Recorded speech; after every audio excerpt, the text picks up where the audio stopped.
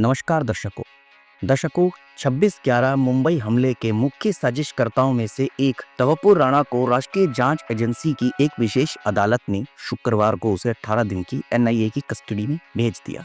हालांकि जांच एजेंसी ने कोर्ट से 20 दिन की हिरासत मांगी। बता दें कि राणा को अमेरिका से प्रत्यर्पण कर लाया गया है। इसके अलावा ये भी कयास लगाया जा रहा है कि राणा को अंडा सेल में रखा जाएगा। क्या आपको पता है कि अंडा सेल क्या होती है?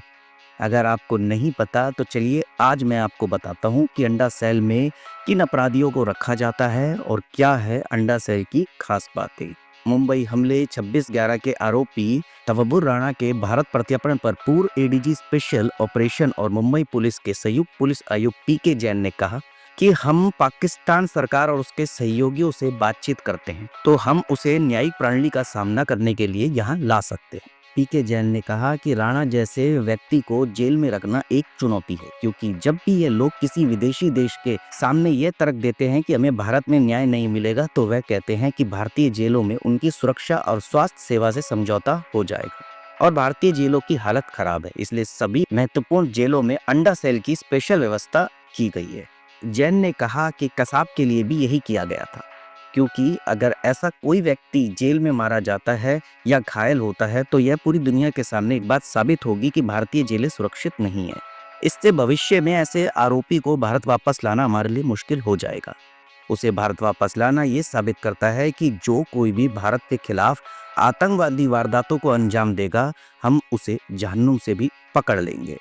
उन्होंने कहा कि दूसरा पाकिस्तान जैसा दुष्ट देश जो दुनिया में आतंकवाद को पालता है और बढ़ाता है, एक बार फिर बेनकाब होगा। यह हमारे लिए गर्व की बात है कि एक आतंकवादी जिसे आईएसआई का 1000% समर्थन प्राप्त। इसके अलावा दर्शकों, जैसे कि मैंने आपको अंडा सेल के बारे में बताया था, यहाँ तो चलो कोई बात नहीं कि यहाँ पर राणा को रखा जाएगा, लेकिन मैंने आपसे कहा था कि अंडा सेल क्या होती है, अब उसके ऊपर बात करते हैं। किसी भी जेल का सबसे सुरक्षित हिस्सा अंडा सेल ही होती है। इस सेल का आकार अंडे की तरह होता है, इसलिए इसे अंडा सेल नाम दिया गया है। इस सेल में आमतौर पर जेल में गंभीर अपराध में बंद खूंखार कैदियों को रखा जाता है। इन कोठरियों में बिजली नहीं होती, कैदियों को अंधेरे में ही रखा जाता है। सुविधाओं के नाम पर कैदियों को सोने के लिए केवल एक बिस्तर दिया जाता है। कोठरी के बाहर इलेक्ट्रिक फेंसिंग होती है, अंदर और बाहर सुरक्षा कर्मी तैनात रहते हैं। इन कोठरियों को पूरी तरह से बॉम्ब प्रूफ बनाया जाता है। मुंबई की सबसे बड़ी आर्थर रोड जेल में इस तरह की 9 सेल है। इसके अलावा दर्शकों, मैं आपको बता दूं कि आखिर इसकी जरूरत भी क्यों पड़ी। दरअसल आधुनिक समाज में धीरे धीरे फांसी को लेकर एक भावना बन रही है कि किसी की जान लेने का हक इंसान को नहीं होना चाहिए, इसलिए जेलों में अनुशासनात्मक शक्ति की जरूरत पड़ी है। विशेषज्ञों का मानना है कि जेल में किसी व्यक्ति को निशाना बनाने पर ध्यान केंद्रित किया जाता है। एकांत कारावास की यातनापूर्ण तथा आधुनिक जेलों की एक प्रमुख विशेषता बनी हुई है। भारतीय जेलों में भी अंडा सेल एकांत कारावास का एक ही रूप है। कई लोग इसे क्रूर, अमानवीय, अपमानजनक और यातना के रूप में परिभाषित करते हैं। जेल मैनुअल में अंडा सेल को लेकर कोई स्पष्ट बात नहीं की गई है, लेकिन सजा के दौरान एकांतवास का जिक्र जरूर है। फिर भी अंडा सेल भारतीय जेलों का एक महत्वपूर्ण हिस्सा बनी हुई है।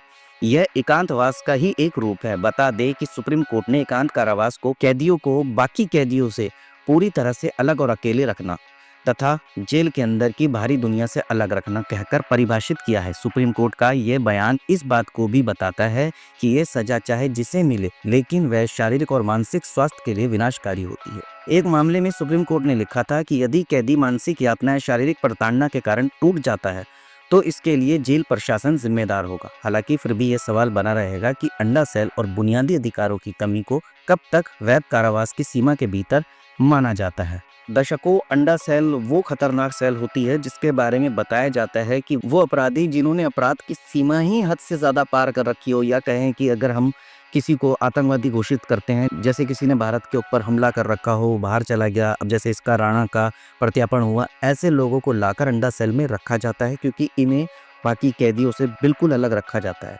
अंडा सेल, आप यकीन करिए कि क्या हाल होता होगा उन कैदी का। बिना लाइट के, कोई बात करने वाला नहीं है, इधर उधर कुछ दिखना नहीं है, सिर्फ और सिर्फ सुरक्षा कर्मी उसकी सेल के बाहर होते हैं। उम्मीद करता हूँ अंडा सेल के बारे में आपको पता लग गया होगा।